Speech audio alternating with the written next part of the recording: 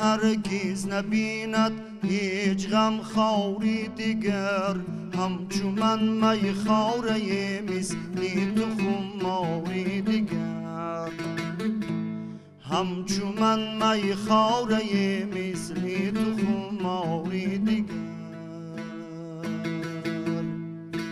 خرقه پشمینه می پوشیم و بفروشیم زود، خرقه پشمینه می پوشیم و بفروشیم زود، و سری که سوی تو بندیم و زناری دیگر، و سری که سوی تو بندیم و زناری دیگر، و سری که سوی تو بندیم و زناری دیگر.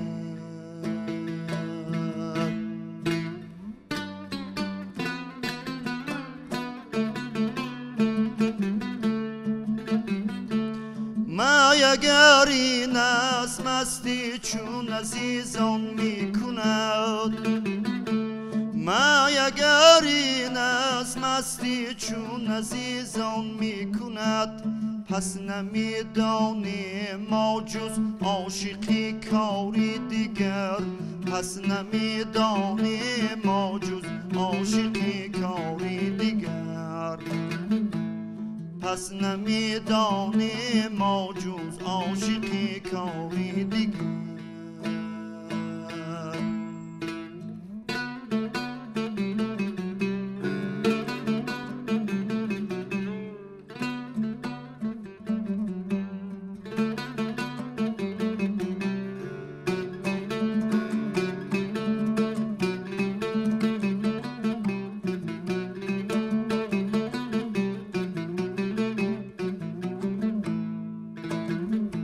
ساقی داریم چندانی که می از دست آن، ساقی داریم چندانی که می از دست آن، میخوریم و باز میگوییم یک باری دیگر، میخوریم و باز میگوییم یک باری دیگر، میخوریم و باز میگوییم یک باری دیگر.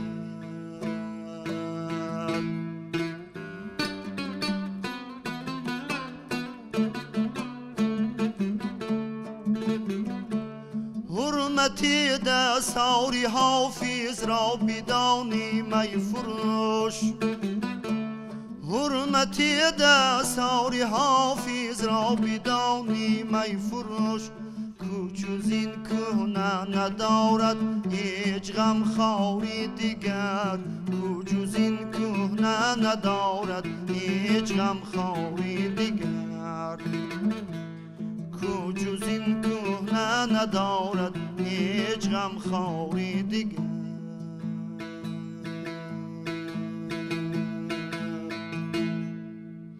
درود به علاقمندان و تماشابینان تلویزیون سفینه. باز هم یک نشر تازه برنامه خاطره ها است منظور شما، و اگر شما همین ترانه‌ای که عین حال پیشنهاد شد به خاطرات دوره های گذشته برگشتید، یعنی همین ترانه رو به خاطر آوردید، پس مطمئنم که دریافتید که ما امروز برنامه‌مون رو به کی بخشیدیم. بله دوستان عزتمند، امروز ما قرار است اطراف یکی از آهنگسازان، بسته‌کاران، کمپوزیتور، یک هنرمندی خیلی معروف و شناختنی کشورمان که در صحیفه های تاریخ موسیقی کلاسیکی تاجیک اسمش با حرفای زرین ثبت شده است بخشیدیم، و این شخصی بزرگ اکا شریف جورایف است. و باید بگویم که امروز در برنامه قرار دارد ظاهرشاه حیدرов، آموزگاری کنسرواتوری ملی تاجیکستان و همزمان هنرمند انسمبل شش مقام فیلارمونی دولتی تاجیکستان.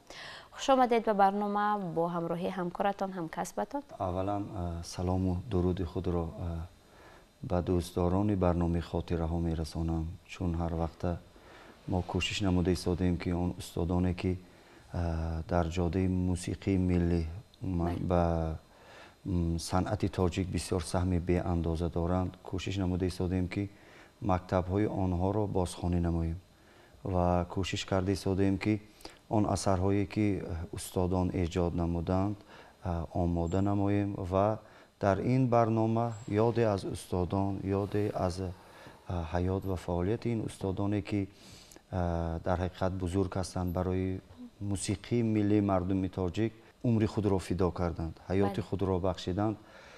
ما باید امروز جوانان برای پاس داشتن این گونه استادان باید حرکت کنیم، کوشش کنیم. استاد اکاشریف جورایف سال 1894 یعنی در درواز به دنیا آمدند و در عائله یعنی چون از نوشتجاتی که امروز موسیقی شناسان ما نویستند و یعنی در کتاب‌هایشان نویستند، استاد در عائله زیایی و پدری آن کس یعنی جوره نام داشتند، از فرهنگ باخبر بودند و استاد را می‌بینند که بسیار یک لیاقتی خوب دارند، آوازی خوب دارند. اولین استاد آن کس یعنی عزت شاه نام داشته است و با آن کس می‌سپارند و آن استاد لیاقت اکاشریف جورایف را نگاه کرده علاکه با آن کس موسیقی می‌آموزانند، سرود می‌آموزانند و همین گونه هنر و استعداد استاد زیاد شدن می‌گیرد. دومین استاد آن کس میرزا غلام، این کس هم سیتار نوازی، تنبور نوازی برای استاد می‌آموزانند. استاد علاکه این ساز را خوب می‌آموزند و در همان محفل‌هایی که در همون دوره می‌شدند یعنی بسیارتر چون که میگن در چایخانه و در جایهایی که فرهنگی استاد هنرنمایی مینمودند و همین گونه یعنی استاد دوره‌های کودکی خود را در همین جا فعالیت خود را شروع کردند. چنانه در کتاب خواندم یعنی همین میرزا غلام میروند به سمرقند، بخارا با همراه بابا غیاث، بابا جلال و داملا حلیم در آنجا فعالیت میکنند. یک مدت در سمرقند فعالیت میکنند و شش مقام را خوب می‌آموزند. تمام نازکی‌های شش مقام را و ساختار شش مقام را خوب می‌آموزند.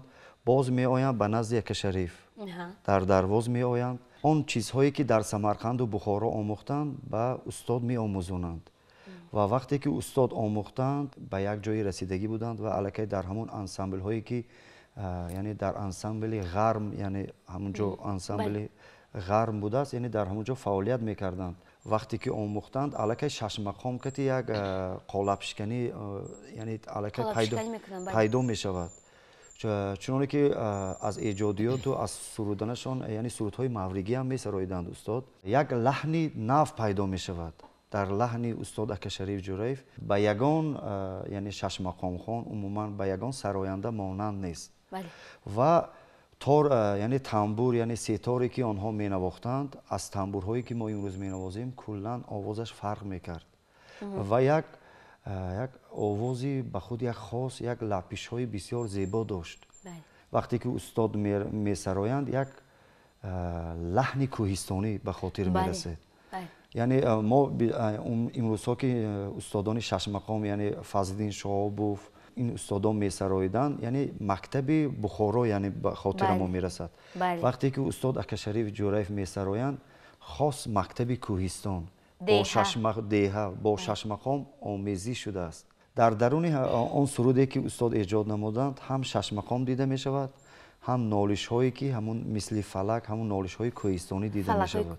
استاد اکاشریف جورایف از استادانی که برای آنها سبق آموزاندند خوب آموختند و از علم عروض و با شعر باخبر بودند. چون سرودهایشان همش پر از معنی و از شاعرانی که شاعران کلاسیک بسیار انتخاب نمودند و از حافظ و از بیدل و یعنی انتخاب نمودند. تمام بزرگان ما در وصف استاد اکاشریف جورایف خیلی سخنهای والا گفتند، از استاد مومن قناعت، استاد صدرالدین عینی و بابا جان غفوروف بسیار به مانند باربد مروزی شرح دادند و این باعث امروز افتخار ما هستند و من فکر میکنم که همین مکتب رو امروز در کنسرواتوری ملی تاجیکستان، در دانشکده فرهنگ و صنعت جمهوری تاجیکستان و در کالج صنعت احمد باباقلوف امروز همین مکتب اکاشریف جورایف رو دوام داده ایستادند. امروز دوام دهندگان مکتب اکاشریف جورایف خیلی زیاد هستند. سرودهای اکاشریف جورایف رو تنها من فکر میکنم مردم ختلان، تنها مردم سوخت تمام جمهوری گوش کرده میتوانند و یک مکتب دارند که به تمام منطقه جمهوری تاجیکستان راست می آید و در حقیقت یک مکتب تاجیکی هست. بله. و بیاید در ادامه یک ترانه دیگر رو پیشنهاد کنیم و بعدا صحبت کنیم. یک سرودی بسیار معمول و مشهوری استاد شیرین جان، یک خیلی معمول است و حتی با رویه استرادا امروز با یعنی سینتز کردند و تمام سرایندگان اون را سراییدند و سرودی که یعنی شعر از خلق است و بسیار شنیدنی و وقتی میشنوید انسان لذت میبرد. چنان یک هم ساده و هم شیرین ایجاد نمودند. من میخوام این سرود رو به مخلصان خاطره ها پیشنهاد نموده باشم.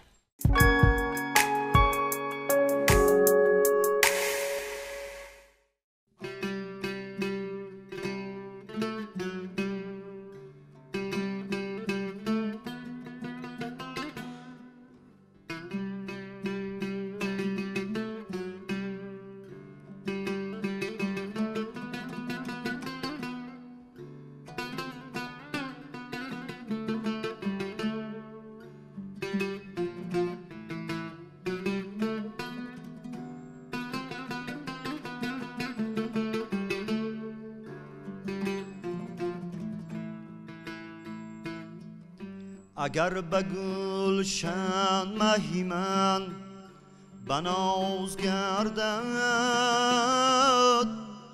اگر به گلشن مهی من بناز گردد، قدی بلندت شیرین جان چی جلوه دارد. آها آها قدی بلندت شیرین جان چی جلوه دارد. آن ماهی تابان شیرین جان از ما جدا شد، آن ماهی تابان شیرین جان از ما جدا شد. با درد و میهنت شیرین جان دل مبتلا شد. آها آها با درد و میهنت شیرین جان دل مبتلا شد.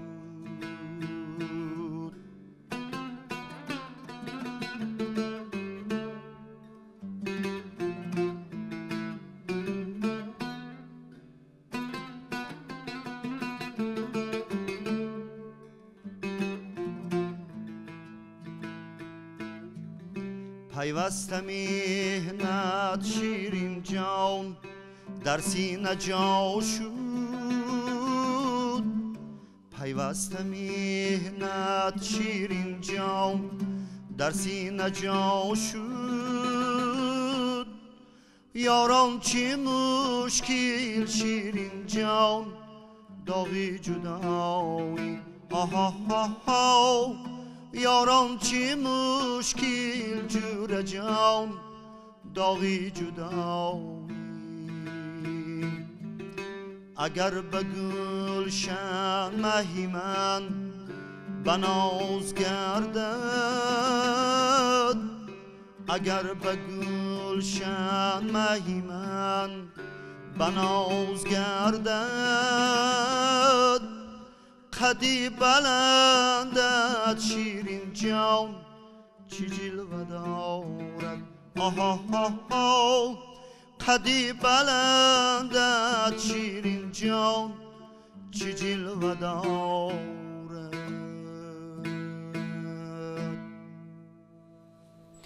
دوستان عزتمند یادآوری میکنیم که شما برنامه خاطره ها رو تماشا کرده ایستادید و ما امروز از یک نفر هنرمندانی سرشناسی کشورمون، یک نفر هنرمنده که واقعا هم با شکل و شیوه خاصه خود، با مکتب خاصه خود در دنیای موسیقی کسبی تاجیک سهمی ارزنده گذاشته است یاد خواهیم کرد.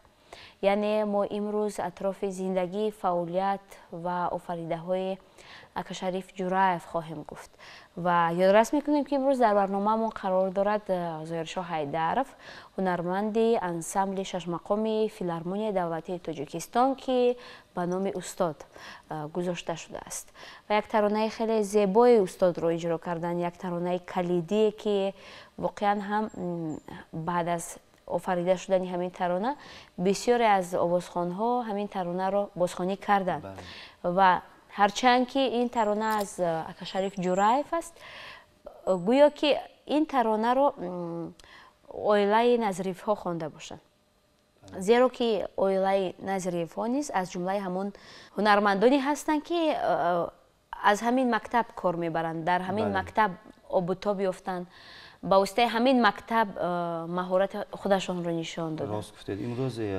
امروز دوام دهندگان همین مکتب خود استاد عبدالله ناظری و فرزندان آن کس استاد عزیزمان حافظ خلقی تاجیکستان استاد اسماعیل ناظریف که در کنسرواتوار فعالیت میکنند، امروز همین مکتبی درواز عموما مکتب اکاشریف جورایف را برای جوانان آموزنده ایستادند با یک لحنی بسیار زیبا، بسیار یک مکتبی در حقیقت مکتبی بزرگ است و راستی از شنیدن این سرودها انسان لذت میبرد و بزرگی صنعت در همین است.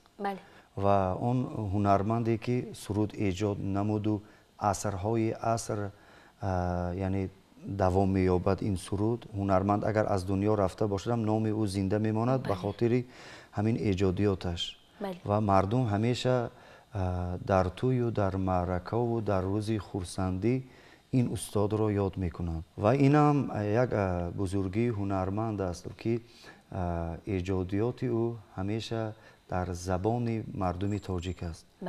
سرودی که سراییدم تمام مردم از یاد میدانند و شاید بعضا انسان دلگیر می شود با همین خواندن سرود کمتر روحی انسان دیگر می شود. مکتب اکاشریف جورایف عموما نام اکاشریف جورایف امروز چون که من در آنجا فعالیت میکنم فیلارمونی دولتی تاجیکستان به نام استاد اکاشریف جورایف یک با حرف های کلان در پایتخت عزیزمان نوشته شده است که راستی هر وقتی که این کلمه رو میخوانید اکاشریف جورایف رو یعنی یاد از استاد میکنید. اکاشریف جورایف برای تربیت نمودن نسل های جوان خیلی سهمی بی اندازه دارند و فرزندان آن کس مقیم جورایف، درواز جورایف و حصاری جورایف، قندین جورایف که همیشه درباری استاد بودند، هم‌آوازی میکردند. باید هنرمند بزرگ با برابری که امروز شهرتی زیاد دارد باید کوشش کند که به نسل نورس یک سهم خود را گذارد، هنری خود را بر نسل نورس رساند که تا این هنر تا این استعداد اثرهای اصل ماندگار باشد و بزرگی استاد در همین است که بسیار شاگردان را تربیت نمودند به مانند عبدالله ناظری، ظفر ناظم و خود معروف خواجه بهادرов هم در یک سخنشان قید نموده بودند، در یک مصاحبهشان گفتند که اولین مراتب به پایتخت اکاشریف جورایف دعوت نمودند معروف خواجه بهادرов را و خود معروف خواجه بهادرов همچون استاد میدانند اکاشریف جورایف را. این هم بزرگ است. بینید که این اکاشریف جورایف در درواز هستند، از سود علاقه جوانان را یعنی دستگیری نمودند، دعوت نمودند به آزمون ها. در حقیقت استاد ناتکرار بودند و در وصفشان ساعت ها و روزها سخن کنیم کم است و باید برای ما یک درس عبرت باشد. برای ما جوانان ما تکیه به همین استادان باید کنیم و دوام دهندگانی همین مکتب باید باشیم. و ظاهرشاه باید یک ترانه دیگری استاد را بازخوانی کنیم و پس صحبت را ادامه بدیم. کدام ترانه‌شان را انتخاب؟ یک سرودی که بسیار مشهور و معمول است، قلبندی و پیشتر این سرود خود استاد با غزل حافظ سراییدند. پس از آن یعنی با غزل بیدل خواندند که این سرود شهرت و شهامتش باز هم زیاد شد از پیشتره.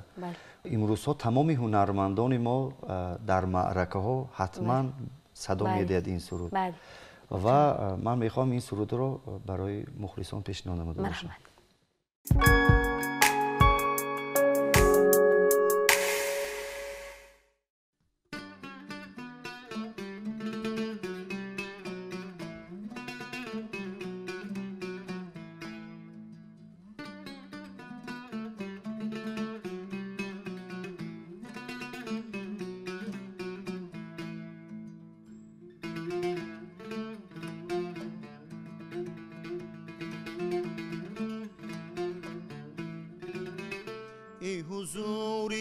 مقدمت در زندگی برهان من، مرده بودم زنده‌ام کردی بیای جان من، مرده بودم زنده‌ام کردی بیای جان من.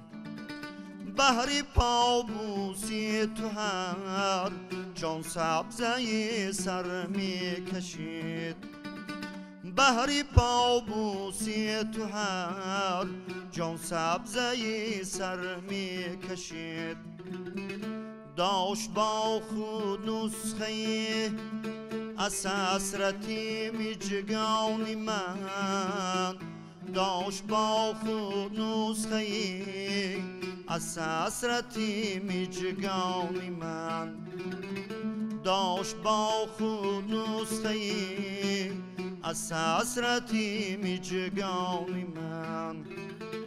هر کجا میخورد آوازی به گوشی نازکش، با تپیش سر میکشید آنجا دلی نالان من، با تپیش سر میکشید آنجا دلی نالان من.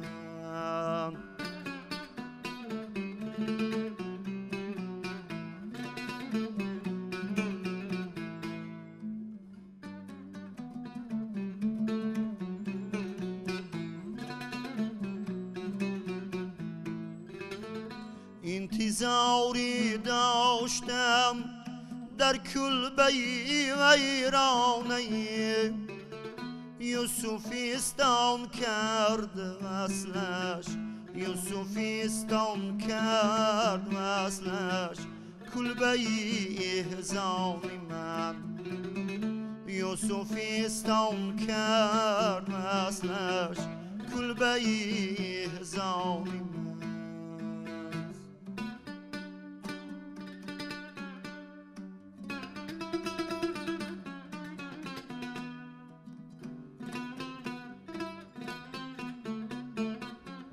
بی دل سوزی دلو دستی تی شرمنده‌ام،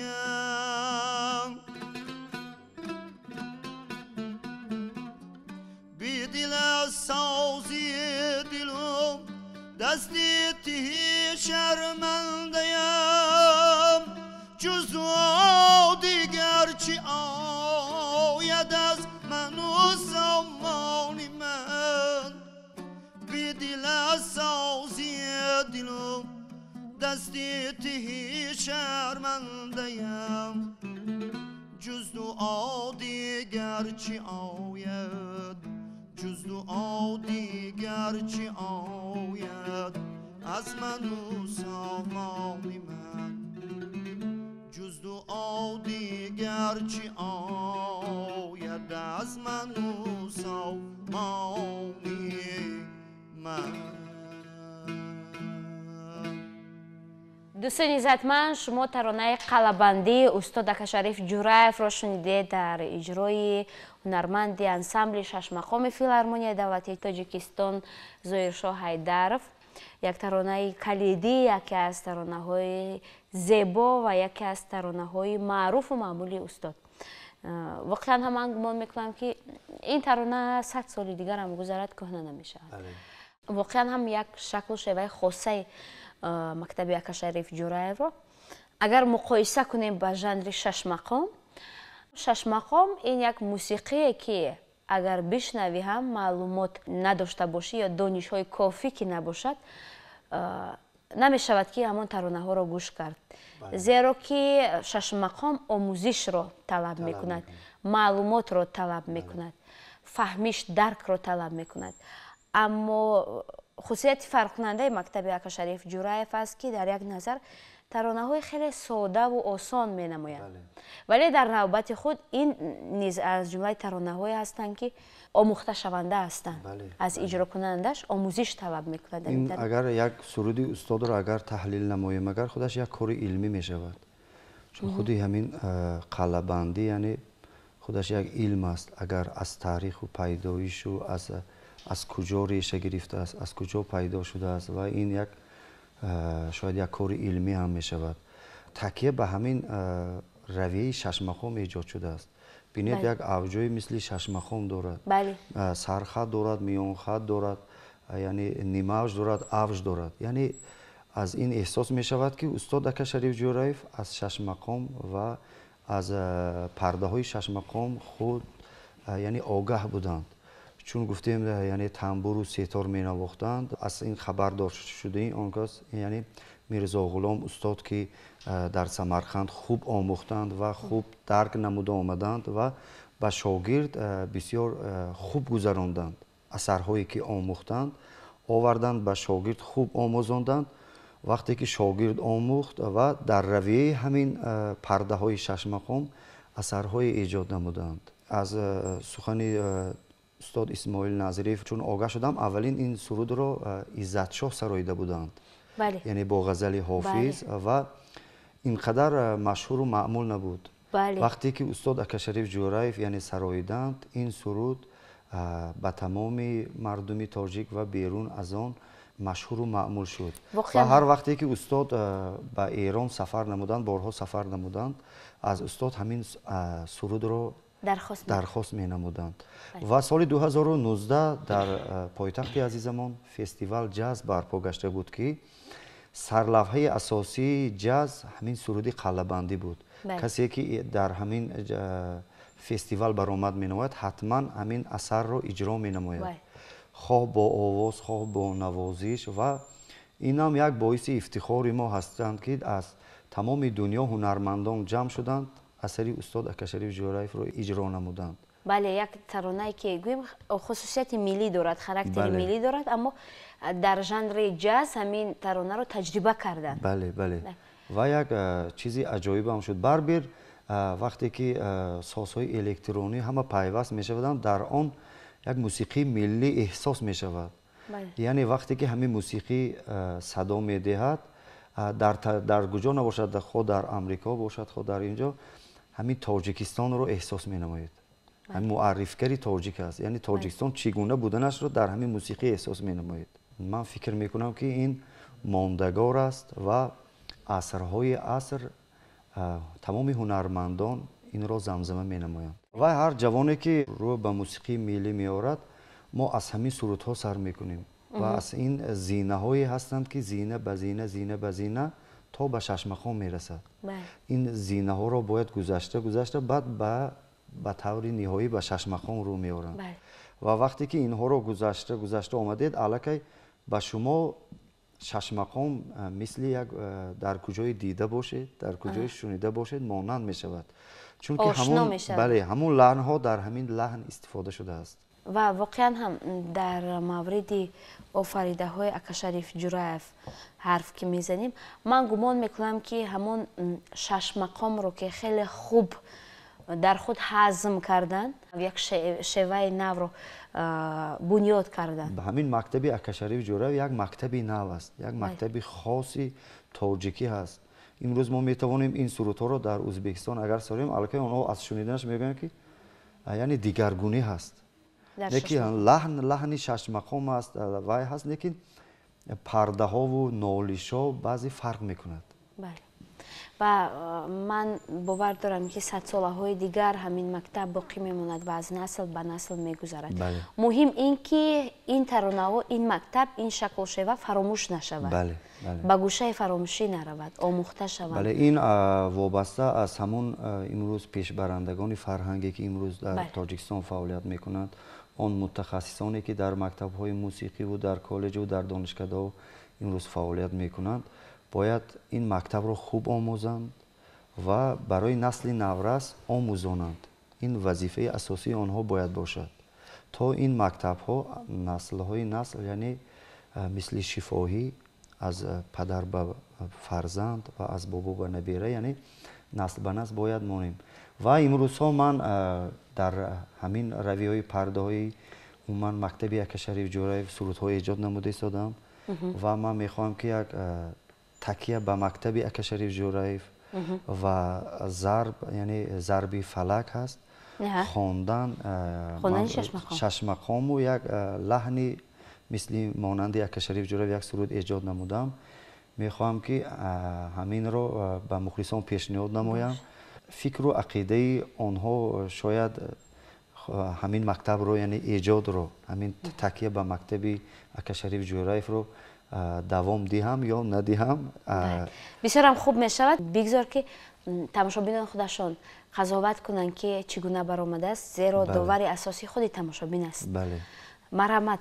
خب قبل از انجام برنامه بیاید ترانه اتون را اجرا کنید. سلامت باشید. نام سرود صداقت دوست است.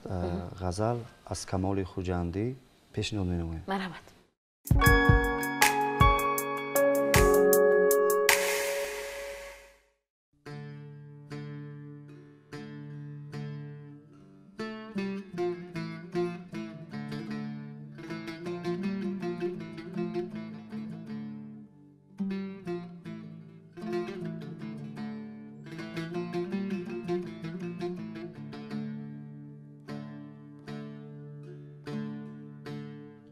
دوست می دارد دلم جبر و جفای دوست را، دوست تر از جان و صد درد و بلای دوست را، دوست تر از جان و صد درد و بلای دوست را.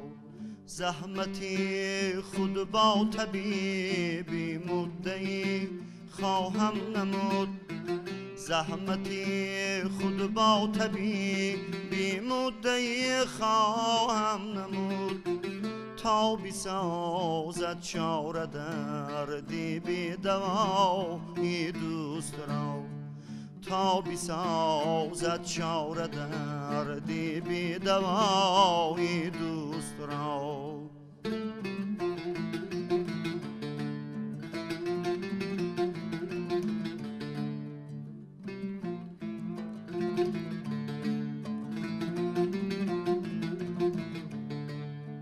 چون مراد دوست جان افشاندن است از دوستان، زودتر دریاب جانی من رضای دوست را.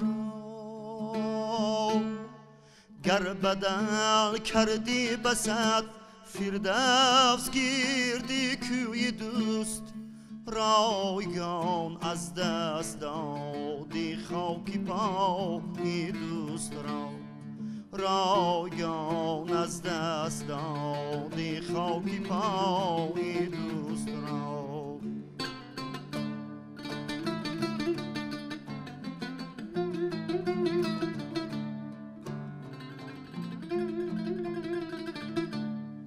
دست بوس دوست میخواهی بشو دست از او غم، دست آلوده نشاید مرحبای دوست را. دوستی های همه عالم بیروب از دل کمال، پاک باید داشتن خلوت سرای دوست را. دوستی های همه عالم بیروب از دل کمال، پاک باید داشتن خلوت سرای دوست را، پاک باید داشتن خلوت سرای دوست را. دوست می دارد دلم جبر و جفای دوست را. دوستان عزتمند، یک ترانه تازه ظاهرشاه حیدرов بود، هنرمند انسامبل شش مقام فیلارمونیای دولتی تاجیکستان منظور شما. و در هوای همین ترانه زیبا برنامه امروزه خاطره ها را جمع بست میکنیم و یادآوری میکنیم که امروزی برنامه همون را بخشیدیم به هنرمند مردمی تاجیکستان اکا شریف جورایف. باقی صحتمند و پیروز بمانید تا برنامه های بعدی. زندگی و کامتان خیر.